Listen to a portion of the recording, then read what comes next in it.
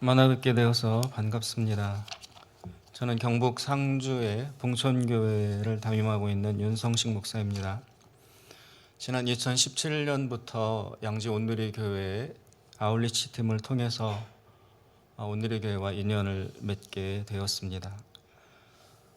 여러 가지 많은 사랑과 또 관심, 배려에 힘입어 작은 시골 교회이지만 용기와 또 위로를 얻어서 한 걸음씩 전진해 나아가고 있습니다.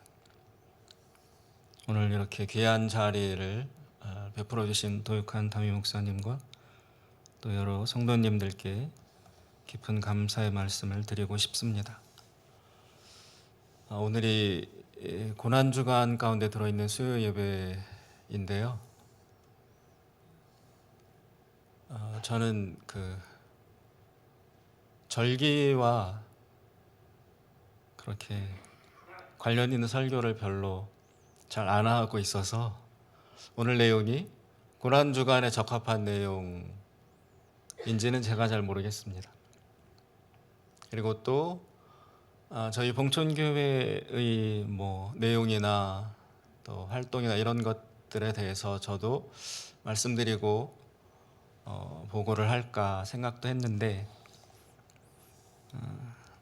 개인적으로 저한테 여쭤보시거나 또 저희 교회 찾아오시면 상세히 말씀해 드리도록 하겠습니다.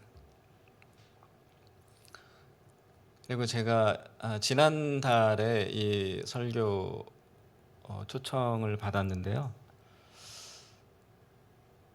그때 저를 아마 초청한 취지가 제가 온누리 교회의 설교 지난 스케줄을 보니까 나의 삶 나의 하나님이라고 해서 목사님들께서 간증하는 설교들을 하셨더라고요. 저도 그 사이클의 한 멤버로 초청을 받은 것인가 싶은 생각이 있어서 그럼 저도 가서 간증을 해야 하나? 그런 생각도 했었습니다. 그런데 역시 그것도 아닌 것 같고요. 오늘 어쨌든 하나님의 인도하심을 따라 말씀을 준비했습니다. 함께 은혜 나누는 시간이 되었으면 좋겠습니다. 인터넷에서 찾아볼 수 있는 교회 혹은 믿음과 관련된 약간 우스운 유머 한 가지가 있습니다. 아무도 많이들 이미 들어보셨을 것이라고 생각이 됩니다. 여러 가지 버전이 있는데 제가 약간 각색을 좀 했습니다. 어느 일요일 아침 70대의 노모가 중년의 아들과 실랑이를 벌이고 있었습니다. 아들은 교회에 가기 싫다고 투덜거리고 있고 어머니는 아들을 설득 중에 있었습니다. 어머니가 아들에게 물었습니다. 교회 가기 싫은 이유가 뭐냐? 오늘 예배에 안 가려는 이유 3가지만 나에게 말해봐라. 아들은 이렇게 털어놓았습니다. 첫째, 너무 피곤해서 쉬고 싶고요. 둘째, 하나님이 계시는지 안 계시는지 잘 모르겠고요. 세 번째, 세상 사람들과 다를 바 없는 교회 안의 종교인들이 다 꼴보기 싫습니다. 그 말을 들은 어머니가 이렇게 대답을 합니다. 그렇다면 이번에는 너가 왜 오늘 교회에 가야 하는지 3가지 이유를 들려주마. 첫째, 무슨 일이 있어도 주일은 꼭 지켜야 한다. 두 번째, 하나님은 보이는 분이 아니고 믿어야 하는 분이고 게다가 교회는 사람 보고 다니는 게 아니라 하나님 바라보며 다니는 거다. 그런 것에 시험 들면 안 되는 것이다. 마지막 3번째, 너가 그 교회 담임 목사지 않니? 그러니 꼭 가야 한다. 사실 오늘 제가 이 자리에 설교하러 오기가 좀 괴로웠습니다. 그리고 힘이 들었습니다. 그래서 못 간다고 취소할까 많이 생각하기도 했습니다. 왜냐하면 설교 준비가 너무 안 되어서입니다. 약 2주일 이상을 제가 붙들고 있었지만 확신 있는 메시지가 잡히지 않았습니다. 다른 목사님들의 경우는 제가 잘 모르겠지만 저는 개인적으로 목사와 설교자로서 종종 고통스러운 심정에 빠지곤 합니다. 왜냐고요? 마치 소경이 소경을 인도하는 것 같아서입니다. 목사의 자리, 그리고 설교자의 자리를 피하고 싶을 때가 특별히 세 가지의 경우가 있습니다. 첫 번째, 설교 준비가 잘 안 될 때, 핵심이 설정되지 않고 나 자신 스스로도 설득하지 못하는 확신 없는 그리고 껍데기 같은 설교 본문을 들고 강단에 서야 할 때 달아나고 싶습니다. 두 번째, 가족, 특히 아내와 사이가 안 좋을 때, 아내로부터 비판과 비난을 들을 때, 존경받지 못하고 인정받지 못할 때, 그리고 신뢰받지 못하고 칭찬받지 못할 때 치명적입니다. 내면의 세계가 올 스탑됩니다. 그리고 마비가 되는 것 같습니다. 마치 오늘처럼 비 오는 날 쫓겨난 강아지 같은 심정이 됩니다. 풀죽어 있고 무력하고 연약하고, 그리고 교인들로부터 비난과 비판을 받을 때, 그럴 땐 어떻게 해야 하는지 방법을 찾을 수가 없습니다. 마지막 세 번째는 사랑이 없을 때, 내가 다른 사람을 사랑하지 못할 때, 그리고 사랑 앞에서 현저히 무능할 때, 그럴 때면 마치 앞을 보지 못하는 소경이 되어서 또 다른 소경들 앞에서 아는 체를 하는 것 같아서 진실로 자신이 없어집니다.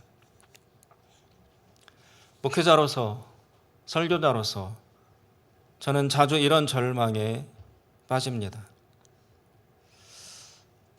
나도 하나님을 잘 모르는데 하나님을 가르쳐야 하다니, 또 나도 은혜에 갈급하여 허덕이는데 은혜를 끼쳐야 합니다. 나도 영성이 빈약한데 영성을 나누어 줘야 합니다. 영성을 공급해 주어야 합니다. 사실상 나도 길은 모르는데, 사실상 나도 채워져 있지 않은데 넘쳐야 되고 흘려보내야 할 때, 그럴 때 저는 잘못 부르심 받은 사람이 아닌가 골똘히 생각하게 됩니다. 그러면서 성경에 한 달란트 받은 종, 그 종이 떠오릅니다. 저는 사실 교계에 알려져 있지 않지만 아주 은밀한 사조직을 하나 조직해서 제가 이끌어가고 있습니다. 한 번도 들어보시지 못했을 것입니다. 제가 수장으로 있는 기독교계의 은밀한 조직의 이름은 악계파입니다. 악계파. 무슨 파 있잖아요. 제가 이끄는 조직 이름은 악계파라는 것입니다. 그 제목을 풀어 설명하면 악하고 게으른 파입니다. 특별히 목사님들 중에서 악하고 게으른 종들만 모여서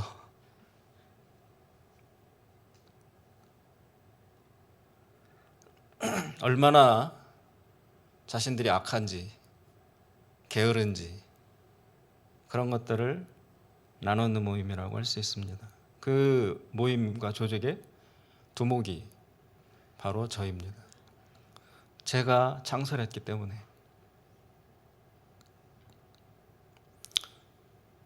제가 성경을 통해서 그리고 저의 삶을 통해서 가장 부러워하는 사람이 있습니다. 영원히 부러워할 것 같습니다. 예수님께서 착하고 충성된 종이라고 불러주었던 바로 그 호칭. 그렇게 불려질 수 있다면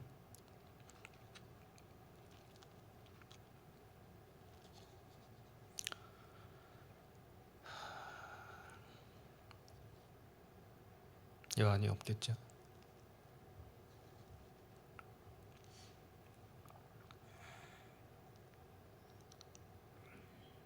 그래서 저는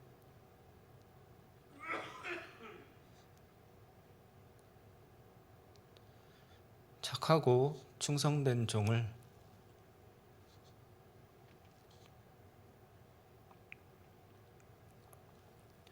착충이라고 부릅니다. 착충이와 악계파.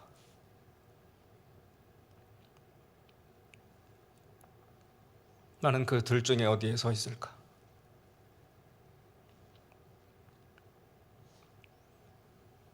나는 그 두 부류 중에 어떤 쪽에 속해 있을까?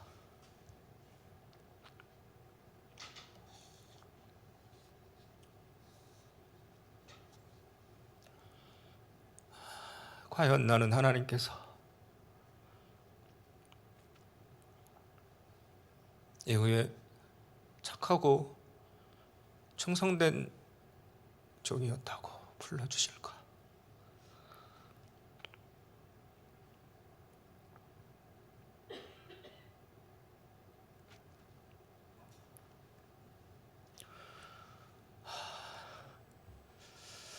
그렇게 그런 이름으로 한 번이라도 불리어질 수 있다면 어쩌면 저의 모든 것을 다 던질 수도 있을 것 같습니다. 그 점에 너무 자신이 없고 악계파의 두목에 이를 정도로 제 삶과 사역이 어떠하다는 것을 저 스스로 잘 알기 때문에 이 설교 초대를 받고 많이 망설였습니다.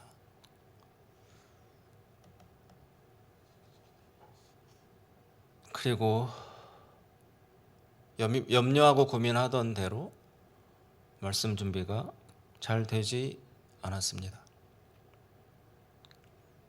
나 자신 스스로가 소경인데 길을 잘 모르겠는데 심지어 내 교회를 넘어서서 남의 교회 다른 교회에서까지 가서 내가 말씀을 전해야 하다니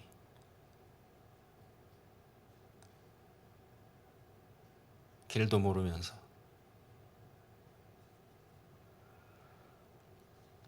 그런 많은 고민 끝에 이 본문 말씀을 읽고 준비하다가 스스로 확신이 들지 않아서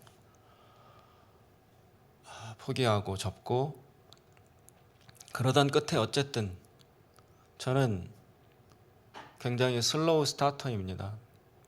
일찍 준비해서 일찍 딱 완료 짓고 마감 짓는 타입이 아니고요. 늦게 시작해서 그 제한된 시간 직전에 간신히 완료하는 그런 타입입니다. 일평생 고쳐버려 했지만 고쳐지지가 않았습니다. 그래서 역시 오늘 설교도 어제 밤 3시까지 준비하다가 오늘 비몽사몽 중에 빗속을 2시간을 운전해서 여기까지 왔습니다. 이따 제대로 갈 수 있을지는 모르겠습니다.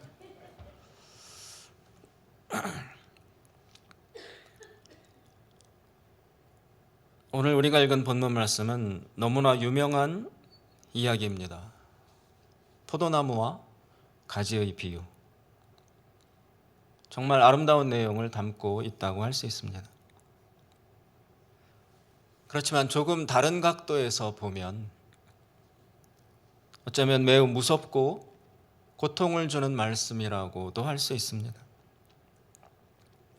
은혜 받고 싶어서 이 말씀을 찾아 읽었는데 후반부로 갈수록 내 영혼을 숨막히게 옥죄어 오곤 합니다. 예수님은 이렇게 말씀하십니다. 열매를 맺으라고 하십니다. 그러면서 열매를 맺지 못하면 잘라버린다고 하시는 것 같아요.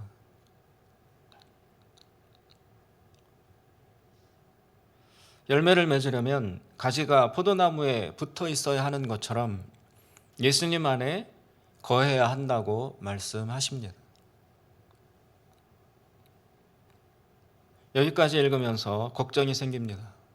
그리고 불안해집니다. 과연 나는 예수님 안에 거하고 있는가? 과연 나는 포도나무에 붙어 있는 가지인가? 이런 질문 앞에서 저는 자신이 없습니다. 잘 모르겠습니다. 내가 예수님이라는 포도나무에 강력하게 붙어 있는 건강한 가지인가? 내가 예수님 안에 거하는가? 요한복음 전체에 걸쳐서 이 거하다, 머무르다 라는 말씀이 제 기억이 좀 정확치 않지만 약 40번 정도 나오는데 그 40번 중에 약 13번 이상이 오늘 이 15장 본문 안에 등장합니다. 그만큼 거한다는 것, 특별히 예수님 안에 거한다라는 그 단어와 말씀이 갖는 의미는 대단히 심중하다고 할 수 있습니다. 게다가 결정적인 질문을 예수님께서 던지십니다. 나에게 열매가 있는가?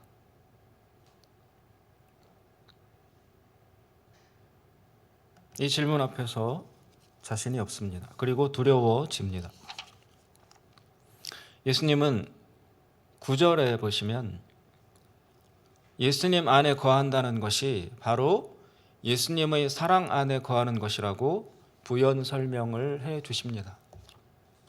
예수님은 점진적으로 처음 하신 말씀을 세부적으로 또 부연해서 설명을 확대시켜 가시는데 처음에는 내 안에 거하라 그리하면 너희가 많은 열매를 맺을 것이다 라고 말씀하신 후에 뒷부분에 와서 9절에 보시면 예수님 안에 거한다는 것이 구체적으로 무엇인가 하면 그것은 바로 예수님의 사랑 안에 거하는 것이라고 좀 섬세하게 다시 설명을 해주고 계십니다.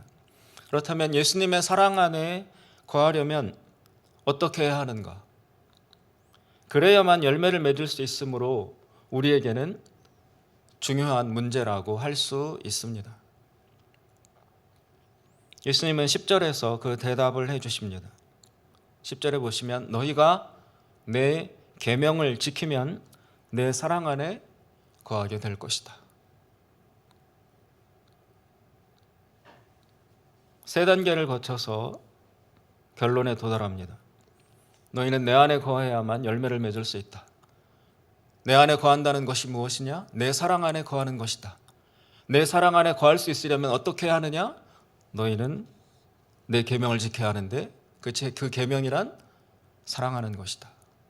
따라서 역으로 논리를 뒤집어 보면 너희가 서로 사랑하면 예수님의 사랑 안에 거하게 될 것이고 예수님의 사랑 안에 거하게 되면 예수님 안에 거하게 될 것이다. 그리고 예수님 안에 거하게 된다면 너희들은 열매를 많이 맺을 것이다.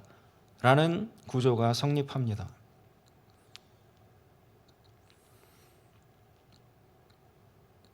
예수님의 계명이란 구체적으로 무엇입니까? 12절에 보시면 내 계명은 너희도 서로 사랑하라 하는 이것이니라. 즉 다른 사람을 사랑하라는 것이 예수님의 계명, 즉 명령입니다. 이것을 지키고 완수해야만이 예수님의 사랑 안에 거할 수 있습니다. 즉 포도나무 대신 예수님께 붙어있는 가지가 될 수 있다는 말씀입니다. 그러나 여기까지 읽고 나왔을 때 매우 혼란스럽습니다. 사실은 나에게 사랑이 없어서,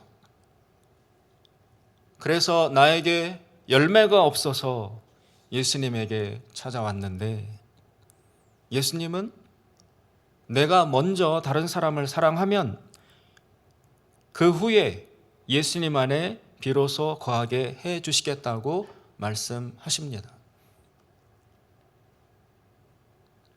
예수님께 거할 수 있는 방법이 없을까? 그것을 물으러 예수님에게 다가왔는데 예수님은 너가 먼저 사랑하면 내 안에 거하게 해주겠다. 나는 사랑이 없어서, 나는 사랑에 무능하기 때문에 그것을 힘입고자 예수님 앞에 왔는데, 예수님은 바로 내가 무능한 그 문제를 먼저 해결하고 오면 내 안에 거하게 해주시겠다라고 조건을 다시는 것입니다. 너무 고통스럽고 괴롭습니다. 없어서 왔는데, 나에게 없어서 빈털터리가 되어서 왔는데, 저를 향하여 너가 먼저 남에게 주면 그러면 너에게 채워주겠다라고 하시는 것 같습니다. 없는데 어떻게 줍니까? 내가 소경인데 다른 소경을 어떻게 인도하겠습니까? 나의 소경됨을 면하게 해달라고, 내 안에 줄 수 있는 사랑이 없기 때문에 나도 사랑을 줄 수 있는 사람이 되고 싶다는 마음을 가지고 찾아왔는데, 내가 못하는 그 문제를 너 스스로 해결하고 오면 그러면 내가 도와주겠다라고 말씀을 하고 계시니, 우리는 이 모순을 어떻게 풀어갈 수 있겠습니까? 내가 세상에게 그리고 다른 사람에게 잔뜩 당하고 왔는데, 너무 부당하게 맞고 상처 입고 지치고 억울해서 예수님을 찾아왔는데, 예수님이 하시는 말씀은 가서 그 사람을 먼저 너가 다시 업어주고 나면 그러면 내가 너를 사랑해 주겠다라고 하시는 것 같습니다. 나는 현재 죽어 있는데 내가 먼저 뛰고 달리고 나면 그러면 살려주겠다, 그런 말씀입니까? 그래서 이 본문 말씀을 묵상하면 할수록 나 자신에겐 길이 없는 것처럼 여겨집니다. 도대체 어떻게 하라는 것입니까? 사랑할 힘이 없어서 공급받으려 왔는데, 가서 너 스스로 힘으로 사랑하고 오면 그러면 내 안에 거하게 해주겠다. 그러면 나도 너를 내 사랑 안에 거하게 해주겠다. 그리고 나면 기쁨이 충만하리라. 오늘 본문의 논리적 결론은 그렇게 내려지는 것 같습니다. 여기에서 철저하게 깨닫는 점이 하나 있습니다. 5절 말씀해 보시면 예수님이 이렇게 말씀하십니다. 너희가 나를 떠나서는 아무것도 할 수 없다. 예수를 떠나서는 아무것도 할 수 없다는 그 사실이 철저하고 처절하게 재확인하게 됩니다. 무서운 사실이고 무서운 진리입니다. 나는 예수님 없이는 아무것도 할 수 없는 사람이야. 내가 예수님 없이 어떻게 나의 스스로의 힘으로 사랑을 할 수 있겠어? 내가 예수님에게 붙어 있지도 않은데 나 스스로의 힘과 능력으로 어떻게 열매를 맺을 수 있겠어? 그 문제가 나의 문제에 이어서 찾아왔는데, 오히려 예수님으로부터 이 문제가 정말 문제임을, 정말 나의 진정한 문제임을 오히려 뼈저리게 확인하게 된다는 것입니다. 예수님 없이는 아무것도 할 수 없습니다. 예수님을 떠나서는 아무것도 할 수 없습니다. 가지가 포도나무를 떠나 있으면 단 한 사람도 사랑할 수 없습니다. 가지가 포도나무에 붙어 있지 아니하면 단 1분의 설교도 뱉어낼 수 없습니다. 가지 대신 포도나무 대신 예수님에게 붙어 있지 아니하면 단 한 톨의 열매도 맺을 수 없습니다. 이것이 철두철미한 진리임을 다시금 확고부동하게 확인하게 됩니다. 지금의 내 상태가 나는 지금 예수에게서 떨어져 있구나. 이렇게 사랑에 무능한 걸 보니, 이토록 열매가 없는 것을 보니 나는 예수 안에 있지 않고 예수 밖에 있구나. 그것이 확실하고도 확실하구나. 이것을 무섭도록 깨닫게 되는 것입니다. 본문 말씀 6절에 보시면 사람이 예수님 안에 거하지 아니하면, 즉 가지가 포도나무에 붙어 있지 아니하면, 그래서 열매를 맺지 못하면 그 가지는 마른다고 나와요. 말라버린다. 마른다. 여러분, 마른다는 것,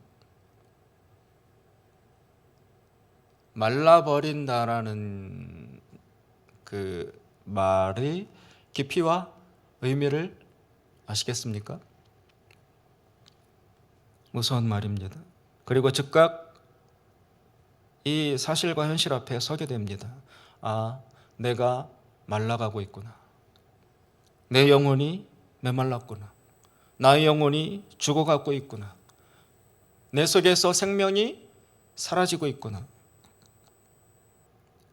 인간의 영혼은 사랑받지 못하면, 그리고 사랑하지 못하면 두 경우 다 마르게 되어 있습니다. 사랑받지 못하면 예외 없이 모든 인간의 영혼은 말라 죽을 수밖에 없습니다. 동시에 사랑하지 아니하면 그 역시 말라버립니다. 사랑받는 것도 그 사람을 살리지만 내가 다른 사람을 사랑하는 것 역시 똑같은 부피와 수준으로 나 자신을 살려줍니다. 사랑받지 못하는 것과 사랑하지 못하거나 사랑하지 않는 경우는 결과적으로 동일합니다.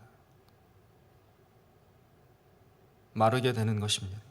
말라서 죽게 되는 것입니다. 어쩌면 많은, 이건 저의 개인적 추측입니다.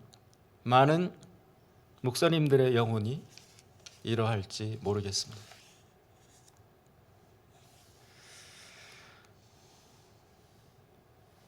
제가 너무 심각하게 이야기하나요? 여러분이 너무 경직되고 굳어 계신 것 같아요. 제가 물론 그렇게 만든 탓이 99%이겠지만 저도 어쩔 수 없어요. 말씀을 묵상하는데 이런 결론으로, 이런 논리 구조를 따라가는데 제가 어쩌겠습니까? 그러니 제가 이 본문 가지고 설교를 준비하면서 점점 이런 쪽으로 논리가 전개되니까 큰일 났다. 가서 어떻게 설교하지? 이걸 가지고 은혜를 어떻게 끼치지? 그러니 엄청 공포스러웠죠. 여러분이 너무 굳어 계셔서 제가 중간에 이런 뭐라고 그래야 돼요? 중간 브레이크를 가질 수밖에 없는데요. 여러분, 저는 굉장히 탁월한 은사를 하나 가지고 있습니다. 타의 추종을 불허하는 능력을 하나 가지고 있습니다. 그게 뭐냐면 설교를 길게 하는 은사입니다. 타고났어요. 배운 것도 아니고요. 훈련받은 것도 아니고. 거의 베스트 최상의 수준입니다. 그리고 설교를 하다 보면 시간 감각을 잊어버립니다. 여러분 잘 계산하셔서 제가 이성을 잃고 계속 갈 것 같다 그러면 중간에 나가셔도 됩니다. 어쨌든 본문을 묵상하면서 여기까지에 도달하게 되었습니다. 그렇다면 이제 우리에게 길은 없는가? 여기에서 끝이란 말인가? 이 죽음과도 같은 상황에서 벗어날 수 있는 방법은 과연 없다는 것인가? 이 질문 앞에서 제가 할 수 있는 방법은 오직 하나, 말씀을 다시 읽을 수밖에 없다는 것입니다. 본문 말씀을 다시 읽는 것입니다. 다시 묵상하는 것입니다.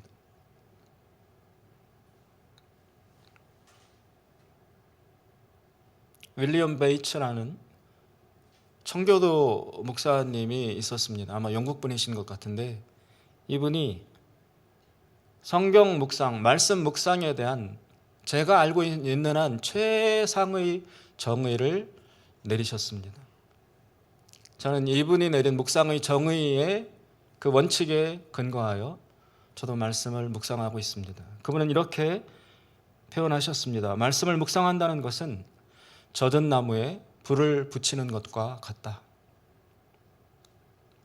물에 젖어 있는 나무에 불이 붙기까지 당연히 긴 시간이 걸릴 수밖에 없습니다. 그리고 과연 될까? 이 본문에서 선한 것이 나올 수 있을까?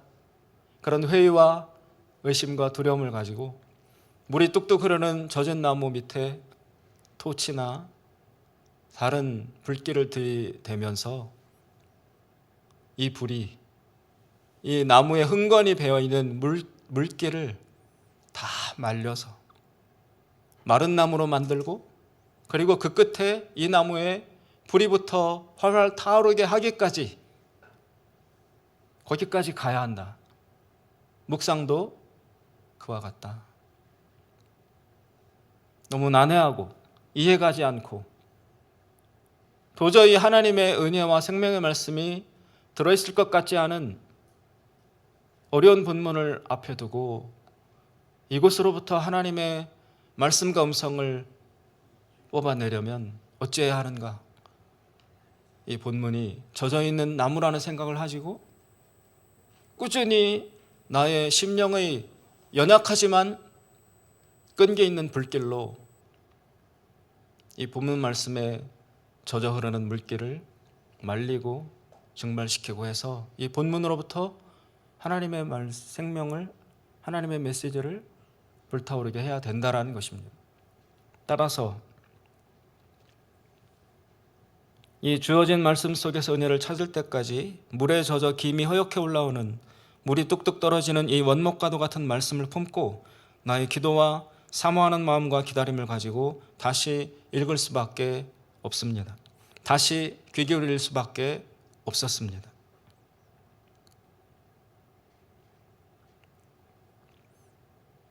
그렇게 이 젖은 본문이라는 나무에 불 붙이기 위해서 기다려온 끝에 두 가지 사실에 새로운 불이 붙었습니다. 12절에 보시면 예수님이 이런 말씀을 하십니다. 내가 너희를 사랑한 것 같이. 그리고 9절에 보시면 나도 너희를 사랑했다.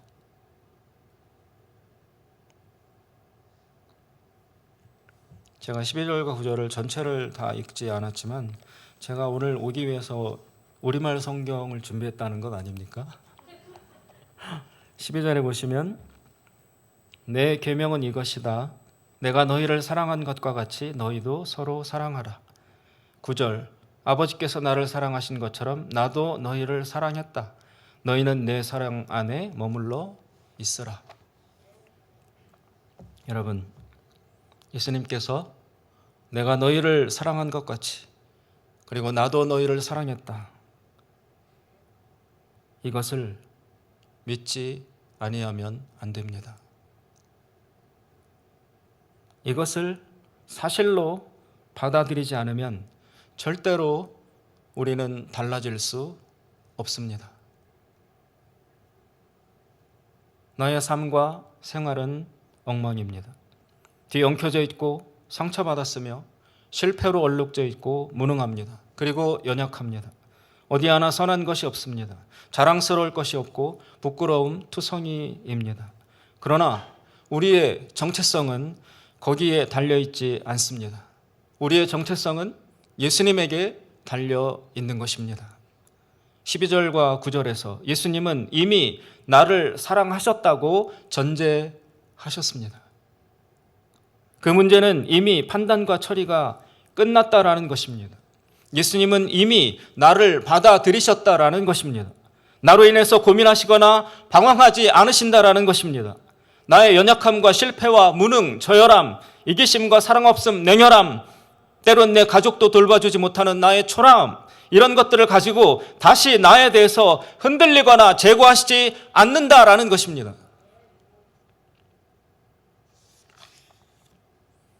따라서 예수님과 나와의 관계는 절대적으로 견고하다는 것입니다.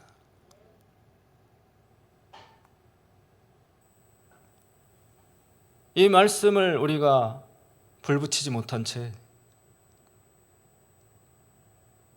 너희가 서로 사랑하면 내 안에 거하게 될 것이다 라는 이런 논리를 따라가다 보면 우리는 절망에 이르를 수밖에 없습니다. 그러나 예수님께서는 분명히 서로 사랑하라, 내 계명을 지키라 라고 말씀하시기 전에 내가 너희를 사랑한 것 같이 그리고 나도 너희를 이미 사랑했다, 그러니 내 안에 머물러라 라는 이 말씀을 숨겨 두셨습니다.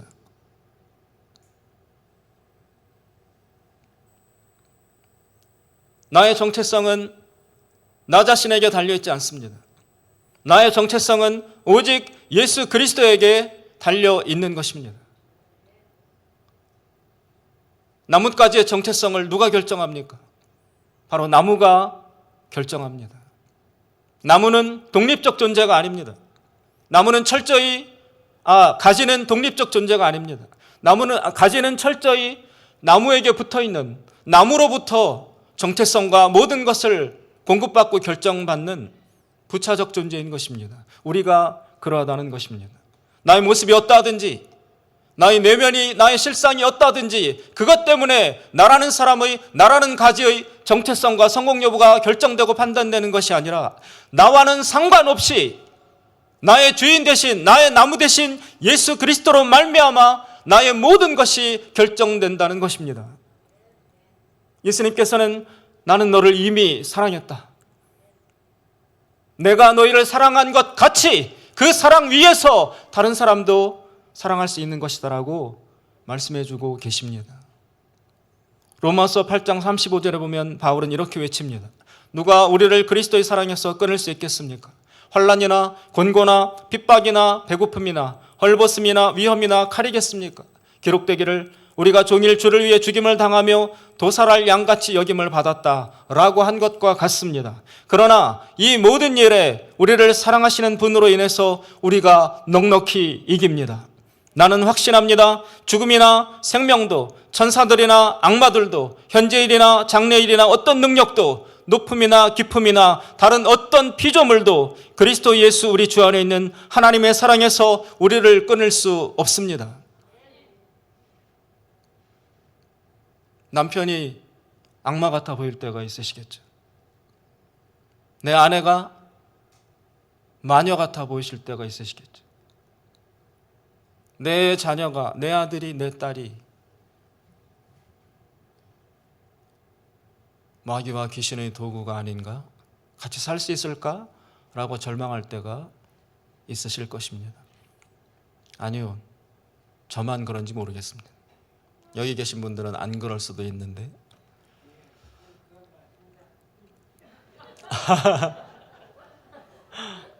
여기 바울은 분명히 말합니다.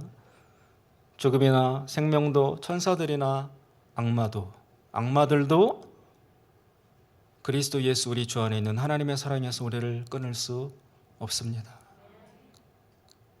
악마 같은 사람을 만났어도, 마귀 같은 사람에게 시달려도, 귀신 같은 그런 악한 인간에게 걸려들어서 모든 것을 다 잃고 뺏기고 무너졌다 할지라도, 그러나 악마들도 우리를 그리스도 예수의 사랑 안에서 결코 끊을 수 없습니다.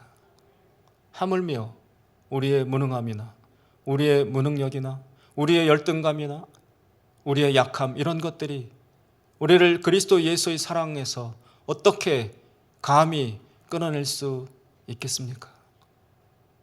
그 어떤 것도 우리를 그리스도 예수의 사랑으로부터 끊어낼 수 있는 세상의 힘은, 세상의 존재는 없습니다. 예수님은 우리에게 말씀하십니다. 이미 나는 너희를 사랑했다. 애초에 너에 대한 판단을 나는 결정짓고 너에게 온 것이다. 7절에 보시면 내 말이 너희 안에 있으면 무엇이든지 구하는 대로 될 것이다. 예수님의 무슨 말이, 예수님이 하신 어떤 말이 내 안에 있어야 하는 것입니까? 단 하나, 나는 너를 사랑한다. 16절에 보시면 너희가 나를 택한 것이 아니요 내가 너희를 택하여 세웠나니, 분명히 말씀하십니다. 예수님이 먼저 나를 선택하신 것입니다. 예수님과 나와 두 경우에 있어서 주도권은 내가 아니라 예수님이 쥐고 계십니다. 따라서 나는 사랑받는 자입니다. 나는 이미 예수님 안에 거하고 있는 사람입니다. 따라서 당연히 나는 예수님에게 붙어있는 가짐이 확실합니다. 이 사실을 믿으십시오. 이 사실을 믿어야 합니다. 이것을 믿지 아니하면 아무것도 못합니다. 철칙이고 진리입니다. 예수님이 없으면 우리는 죽은 자와 같습니다. 예수님이 없으면 우리는 죽은 자보다 더 불쌍하고 무능한 자일 수밖에 없습니다. 우리가 읽은 요한복음의 구조적인 특징에는 이런 것이 한 가지가 있습니다. 예수님께서는 먼저 표적을 보여주시고, 그리고 그 뒤에 그 표적에 관련된 세부 내용을 설명하시는 강화, 설명 본문이 뒤따라오는 구조를 가지고 있습니다. 그래서 흔히 요한복음에는 7가지 표적이 나온다고 알려져 있습니다. 첫째, 2장에 보면 가나의 혼인잔치에서 물을 포도주로 변화시키신 사건, 그 뒤에 이 기적이 어떤 의미를 갖는지를 설명하는 예수님의 강화 본문이 뒤따라 나옵니다. 두 번째, 왕의 신하의 아들을 치유한 사건. 세 번째, 베데스다 연못가에서 38년 된 병자를 치유하신 사건. 네 번째, 오병이어 기적. 다섯 번째, 무리를 걸으신 일. 여섯 번째, 눈 못 보는 소경을 치유하신 사건. 일곱 번째, 죽은 나사로를 다시 살리는 기적. 그래서 2장에서 11장까지 이렇게 7가지의 표적으로 구성되어 있습니다. 그러나 여기에서 요한이 기적이나 이적이라고 표현하지 않고 표적이라는 용어를 쓴 것에 유의해야 합니다. 요한복음에서 예수님이 하신 행동을 표적이라고 부르는 이유는 예수님께서 행하신 기적 자체에 목적이 있지 않고, 기적 혹은 꼭 기적이 아니더라도 예수님께서 어떤 행동을 하시고 그리고 그 뒤에 그에 대한 설명을 하셨기 때문입니다. 따라서 표적은 엄밀히 말해서 기적과 100% 일치하는 것은 아닙니다. 기적을 넘어서는 포괄적 개념입니다. 예수님께서 어떤 행동을 하시고 그리고 그것에 대한 설명을 뒷부분에 하시는 그 구조를 따라간다는 것의 중요성이 있습니다. 따라서 요한복음에 나오는 표적의 중요성은 그것이 얼마나 놀라운 기적인가 여부가 아니라 얼마나 깊은 의미를 가지고 있는지에 달려 있습니다. 따라서 그런 기준으로 볼 때 오늘 우리가 읽은 본문 요한복음 15장은 그 앞에 있는 13장에 나오는 예수님의 행동을 표적으로 간주하고, 그 표적에 따르는 설명, 강화, 즉 예수님이 하시는 설명해 주시는 말씀이 바로 15장이라고 할 수 있습니다. 그렇다면 15장 예수님의 설명의 근거가 되는 13장에 나오는 예수님이 하신 행동 사건은 무엇입니까? 13장에 보시면 예수님이 제자들의 발을 씻어주는 사건이 들어있습니다. 거기에서 예수님은 제자들의 발을 씻어 주십니다. 그리고 그 사건이 갖는 의미를 오늘 15장에 설명해 주고 계신 것입니다. 예수님께서는 이미 거기에서 제자들의 발을 씻어 주셨습니다. 발이란 무엇입니까? 여러분들의 발을 한번 생각해 보십시오. 무좀, 썩은 발톱, 티눈, 무지외반증, 뒤틀린 엄지발가락, 뒤꿈치에서 떨어지는 각질, 변형 발톱, 발가락 변형, 당뇨 발톱, 그리고 냄새. 이 발을 예수님이 내어놓으라고 하십니다. 내 발을 예수님이 보여달라고 하십니다. 여러분 지금 다 한 번씩 신발과 양말을 벗어서 발을 보여주실까요?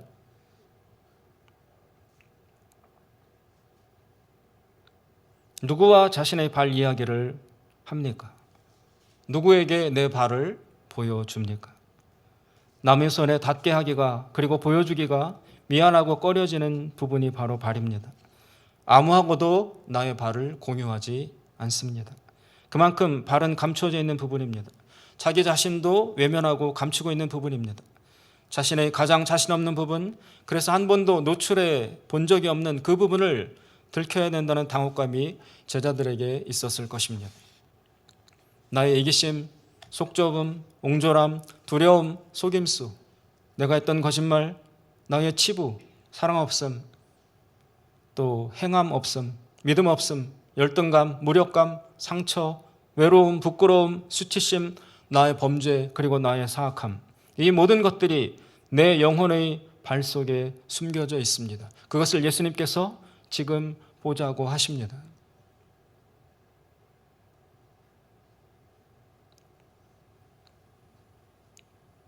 내 발이,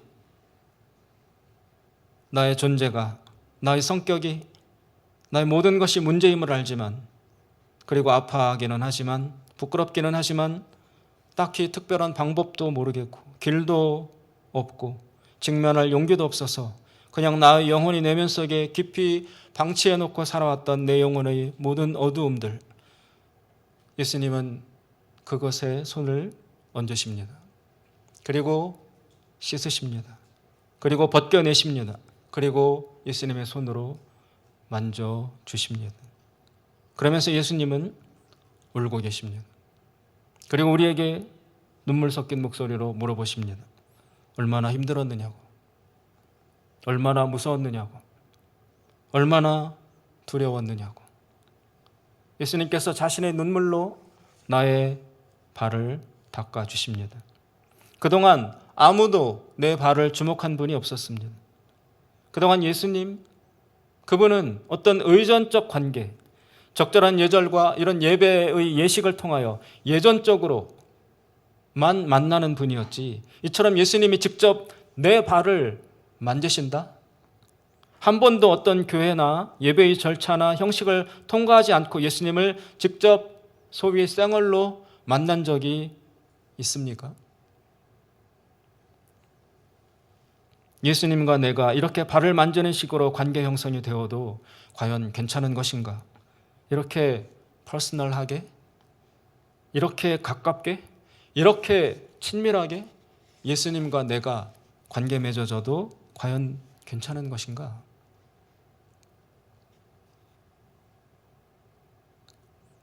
오늘 우리가 읽은 본문의 9절과 12절 말씀이 바로 이 15장, 아니 13장부터 15장까지, 즉 예수님이 십자가에서 죽으시기 직전의 마지막 표적을 통해서 보여주신 본문 말씀의 궁극적 핵심입니다. 9절, 아버지께서 나를 사랑하신 것처럼 나도 너희를 사랑했다. 너희는 내 사랑 안에 머물러 있어라. 12절, 내 계명은 이것이다. 내가 너희를 사랑한 것과 같이 너희도 서로 사랑하라. 여기에 강조점은 너희가 서로 사랑하라에 있는 것이 아니고 내가 너희를 사랑했다에 있는 것입니다. 예수님께서 나를 이미 사랑하신 것이 확실하다면 이제 사랑은 자동적으로 되게 되어 있습니다. 너희도 서로 사랑하라라는 12절의 말씀이 명령이 아니라 너희는 이제 반드시 서로 사랑하게 될 것이다 라는 축복이요 예언의 말씀인 것입니다. 요즘 우리의 정체성은 무엇으로 채워져 있습니까? 우리들의 내면은 무엇에 시달리고 있습니까? 대부분이 열매가 없다는 상실감, 그리고 기쁨을 잃어버리고 있다는 허무함, 그리고 하나님을 잘 모르겠다라는 하나님과 거리가 멀다고 느껴지는 영적인 공허감, 이런 것들이 우리들의 정체성을, 우리들의 내면을 차지하고 있을지 모릅니다. 그러나 우리가 예수님께 오늘 본문 말씀을 통해서 사랑받는 존재임을 알게 되면, 그래서 그 능력으로 다른 사람을 사랑하게 되면 모든 것이 달라지게 되어 있습니다. 5절에 보시면 예수님께서 너희가 내 안에 거하고 그래서 너의 능력이 아니라 예수님의 능력으로 자연스럽게 자동적으로 다른 사람을 사랑하게 되면 5절에 보시면 너희들은 열매를 많이 맺게 될 것이다 라고 약속하십니다. 두 번째 11절에 기쁨이 충만하여 질 것이다. 세 번째 15절에 그렇게 되면 예수님의 친구가 되어서 하나님이 예수님에게 들려주신 모든 것들을 다 너희들에게 말해주어서 너희들도 하나님을 알게 될 것이다. 이렇게 말씀해주고 계십니다. 이제 오늘 설교의 제목에 대해서 이야기를 해야 할 것 같습니다. 오늘 설교의 제목은 Who Needs God입니다. 건방지게 영어로 설교 제목을 보내다니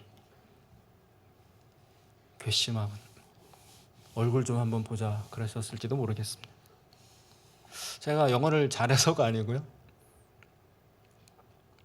이 Who Needs God이라는 제목은 어떤 분이 쓴 책의 제목입니다. 미국의 매사추세츠 주에서 유대교 랍비로 활동하던 헤럴드 쿠시너라는 분이 쓴 책의 제목입니다. 저에게 영향을 끼친 넘버 3 안에 드는 저한테는 아주 중요한 분입니다. 헤럴드 쿠시너라고 유대교 랍비입니다. Who needs God? 이것을 직역하면 누가 하나님을 필요로 하는가? 누구에게 하나님이 과연 필요한가? 라고 번역할 수 있습니다. 우리나라에는 지금 백석대학교에서 구약을 가르치시는 유선명 교수님이라는 분이, 그분이 미국에서 유학하시던 시절에 이 책을 번역해서 1997년에 출간되어 있습니다. 아주 번역이 잘 되어 있습니다. 그분이 번역한 책의 한국 제목은 현대인에게도 하나님이 필요한가? 라는 타이틀을 가지고 있습니다. 그러나 이 책을 찾는 사람이 너무 적어서 이미 절판된 지 오래입니다. 이 책에서 저자 헤럴드 쿠시너는 이렇게 말합니다. 종교, 믿음, 신앙이 주는 유익은 무엇인가? 그것은 다른 무엇보다 우리가 사실과 세계를 보는 관점과 시각을 바꾸어 준다는 것에 있다. 그러면서 그는 구약에 나오는 창세기의 하갈이라는 여인을 예로 들고 있습니다. 잘 아시는 것처럼 아브라함의 첩이었던 하갈은 본부인이었던 사라의 질투에 쫓겨서 집을 나오게 됩니다. 어린 아들을 데리고 나왔지만 사방은 온통 광야이고 아무 의지할 곳이 없습니다. 이제 아이는 목마름으로 숨이 끊어질 지경에 이르렀습니다. 엄마인 하갈은 고개를 숙이고 흐느끼기 시작합니다. 그러자 그때 하나님께서 그녀의 울부짖음을 들으시고 오셔서 그녀의 눈을 밝혀주십니다. 창세기에 보시면 상세한 내용이 나와 있습니다. 그래서 그녀 하갈의 눈을 밝혀주셔서 그 결과 하갈은 샘물을 발견하게 됩니다. 그래서 그 하갈과 아이는 그 물을 먹고 다시 살아납니다. 하나님은 하갈을 위해서 어떤 기적을 베풀어 주지 않으셨습니다. 단지 하갈의 눈을 열어서 그녀가 그때껏 보지 못하던 샘물을 보게 하셨던 것입니다. 바로 그때부터 그녀를 둘러싼 세상은 더 이상 절망적이며 잔혹한 장소가 아니라 삶을 허락하는 견딜 만한 곳으로 보이게 되었습니다. 그 우물은 그 장소에 늘 있었습니다. 세상이 이전에 생각했듯이 황량하고 가혹한 곳만은 아니라는 이 자각은 하나님이 그녀의 눈을 열어서 물을 보게 하실 때까지는 그녀가 갖지 못하던 관점이었습니다. 여러분, 사랑을 받을 때 우리는 다른 눈을 갖게 됩니다. 이것은 단지 물병의 절반이 물로 찼다고 보느냐, 절반이 비었느냐, 그렇게 보는가의 문제가 아니라 거의 바닥이 난 물병을 보면서 이 세상에는 저 병을 다시 채워줄 수 있는 자원이 있다는 것을 신앙과 경험을 통해서 다시금 신뢰할 수 있는가의 문제입니다. 그 신뢰를 다시 회복한 사람은 반드시 살아납니다. 범죄자들을 연구하는 사람들이 중요하게 생각하는 연구 데이터가 있습니다. 교도소에서 퇴소한 사람이 다시 재범하여 감옥에 다시 들어올 확률은 그 죄수가 밖에 나갔을 때 누구를 만나느냐에 달려 있다는 것입니다. 10명의 죄수가 출소한 이후에 예를 들어 8명이 재범하여 교도소에 다시 들어오고 나머지 2명은 돌아오지 않았다면 그 2명은 반드시 밖에서, 즉 세상에서 누군가 어떤 사람을 만난 것입니다. 그 사람이 누구입니까? 바로 그를 사랑해주고 받아주고 이해해준 사람입니다. 그런 사람을 만나면 한 번 범죄했던 사람이라 할지라도 절대로 다시 교도소에 돌아오지 않습니다. 이 중요한 한 사람을 영어로 또 significant other라고 하는 것입니다. 우리말로 하면 의미 있는 타인, 다른 말로 구원자라고 하는 것입니다. 장발장은 사랑을 베풀어준 신부님을 만남으로써 새 사람이 되었습니다. 구원을 받았습니다. 사랑이 우리를 구원하는 것입니다. 아니, 사랑만이 우리를 구원할 수 있습니다. 하나님은 오늘 우리들에게 물어보십니다. Who needs God? 누가 하나님이 필요한가? 하나님을 필요로 하는 사람이 누구인가? 바로 나입니다. 바로 내가 그 하나님이 필요합니다. 하나님은 누구십니까? 예수님이 제자로 일생을 산 오늘 요한복음을 쓴 사도 요한의 마지막 대답은 바로 이러합니다. 하나님은 누구십니까? 요한의 대답, 하나님은 사랑이시라. 요한 1서에 분명히 나옵니다. 하나님이 필요하다는 것은 바로 사랑이 필요하다는 것입니다. 누가 하나님이 필요합니까? 세상 모든 사람들이 다 하나님을 필요로 하고 있습니다. 모두가 그 사랑이 없어서 통곡하고 죽어가며 메말라가고 서로를 파괴하며 자멸하고 있습니다. 예수님은 우리를 제자라고 부르십니다. 제자의 정체성은 내가 아니라 포도나무 대신 예수님에게 귀속되어 있습니다. 예수님을 떠나서는 우리는 아무것도 할 수 없고, 아니 그 이전에 예수님을 떠나서는 우리는 아무것도 아닙니다. 무엇을 할 수 있기 이전에, 행위 이전에 존재 자체에서 우리는 성립이 불가능합니다. 나는 사랑받는 자, 이것이 온 세상의 그리스도 제자의 영원한 정체성이며 영원한 진리입니다. 이 진리 위에 서 있으면 사랑은 자동적으로 될 수밖에 없는 것입니다. 믿음 생활을 하면서 무엇을 해라, 무엇을 해야 하는데 거기에 짓눌린다면 그것은 순서가 잘못되어 있는 것입니다. 하라, 해야 된다가 아니라 하게 되는 것입니다. 자동적으로 그렇게 살게 되는 것입니다. 예수님에게서 흘러나옴으로,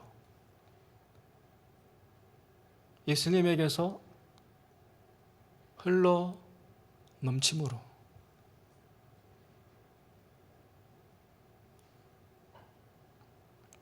찬송가 394장 후렴에 보면 이런 가사가 나옵니다. 예수 내 친구 날 버리지 않네. 온 천지는 변해도 날 버리지 않네. 기도하겠습니다. 자비로우신 하나님 아버지, 연약한 믿음으로 흔들리고 있는 저희들의 영혼을 긍휼히 여겨 주시옵소서. 우리가 믿는 이 기독교 신앙이 우리에게 의무를 요구하고 행위와 또 우리가 행해야 할 여러 규율을 그리고 도달해야 할 목표를 의미하는 것이라면 저희들은 희망이 없습니다. 먼저 사랑하면 받아주겠다. 그것이 진리라면 우리 중 단 한 명도 하나님에게 이르를 수 없고 열매를 맺을 수 없습니다. 그러나 예수님께서는 내가 너희를 이미 사랑했다. 내가 너희를 사랑한 것이 먼저이다. 이 사실을 믿으라고, 받아들이라고 말씀하고 계십니다. 하나님 아버지, 나의 믿음 없음을 도와주시옵소서라고 외쳤던 병든 아이의 아버지처럼 믿기 어려워하는 우리들의 이 영혼에게 은혜를 베푸셔서 예수님이 이미 나를 사랑하셨다라는 이 영원한 진리가 내 마음속에 파도처럼 스며들 수 있도록, 그래서 넘쳐 흐를 수 있도록 축복하여 주시옵소서. 예수님의 이름으로 기도드리옵나이다. 아멘.